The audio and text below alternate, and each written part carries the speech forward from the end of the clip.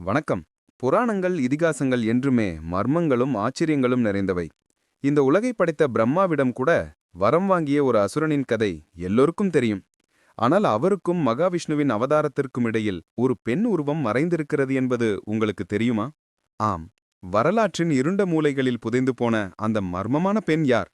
சுவாரஸ்யமான உண்மைகள் உங்களுக்காக காத்திருக்கின்றன. சப்த ரிஷிகளில் ஒருவரான காஷ்யப்ப முனிவருக்கும் திதி தேவிக்கும் பிறந்தவர்கள் இரண்யாட்சன் மற்றும் ஹிரண்யகசிபு. தனது தம்பியின் மரணத்திற்காக மகாவிஷ்ணுவின் மீது தீராத கோபம் கொண்ட ஹிரண்யகசிபு சர்வ வல்லமை படைத்த பிரம்மாவிடம் மரணமில்லா பெருவாழ்வுக்கான வரத்தை பெற்றார். அந்த வரம் அவருக்கு மிகுந்த ஆணவத்தை கொடுத்தது. ஆனால் பக்த சிகாமணி பிரகலாதனுக்காக அனைத்து வரங்களையும் தகர்த்தெறிந்து மகாவிஷ்ணு நரசிம்மராக அவதரித்தார். தூணிலிருந்து வெளிப்பட்டு ஹிரண்யகசிபுவின் உயிரை பறித்தார். இங்குதான் ஒரு முக்கியமான கேள்வி எழுகிறது.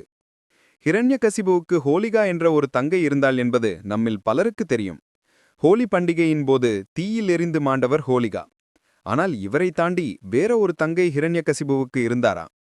புராணங்களில் சொல்லப்படும் சில குறிப்புகளின்படி ஹிரண்யகசிபுவுக்கு சியாமந்தகி என்றொரு தங்கை இருந்ததாக கூறப்படுகிறது. சியாமந்தகி, ஒருவேளை நீங்கள் இந்த பெயரை கேள்விப்பட்டிருக்கலாம். இல்லையென்றால் இவரை பற்றிய மர்மம் இன்னும் ஆழமாகிறது. சியாமந்தகியை பற்றி மிக குறைவான தகவல்களே கிடைத்தாலும் சில புராண கதைகளில் இவருக்கும் நரசிம்ம பெருமானுக்கும் ஒரு தொடர்பு இருந்ததாக கூறப்படுகிறது. ஹிரண்யகசிபுவின் மரணத்திற்குப் பிறகு அவரது குடும்பத்தினர் அனைவருமே மகாவிஷ்ணுவின் கோபத்தால் அழிக்கப்பட்டார்கள். ஆனால் சியாமந்தகி மட்டும் அந்த மரண தண்டனையிலிருந்து தப்பியதாக சில ஐதீகங்கள் கூறுகின்றன. இதற்கு காரணம் சியாமந்தகி ஹிரண்யகசிபுவை போல் இல்லாமல் மகாவிஷ்ணுவின் பக்தையாக இருந்ததாகவும் நரசிம்ம பெருமானை வழிபட்டதாகவும் கூறப்படுகிறது. அதனால்தான் நரசிம்ம பெருமான் சியாமந்தகியின் பக்தியை போற்றி அவளுக்கு எந்த தீங்கும் இழைக்கவில்லை என்றும் மாறாக அவளுக்கு ஒரு சிறப்பு பரிசை அளித்ததாகவும் சில செவிவழி கதைகள் உண்டு. அந்த பரிசுதான் புகழ்பெற்ற சியாமந்தக மணி என்று சொல்லப்படுகிறது. இந்த மணி உலகிலேயே மிகவும் சக்தி வாய்ந்த மணியாக கருதப்படுகிறது. ஆனால் இது எந்த அளவுக்கு உண்மை? புராணங்கள் இதை முழுமையாக உறுதிப்படுத்துகின்றனவா?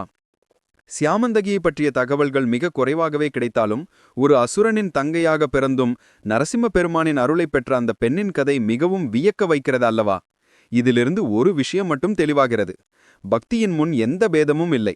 சரி, இப்போது இந்த சியாமந்தக மணி உண்மையிலேயே அவ்வளவு சக்தி வாய்ந்ததா? இந்த மணி எப்படி கிருஷ்ணரின் கைக்கு வந்தது? இந்த சியாமந்தக மணிக்கும் மகாபாரதத்திற்கும் என்ன தொடர்பு?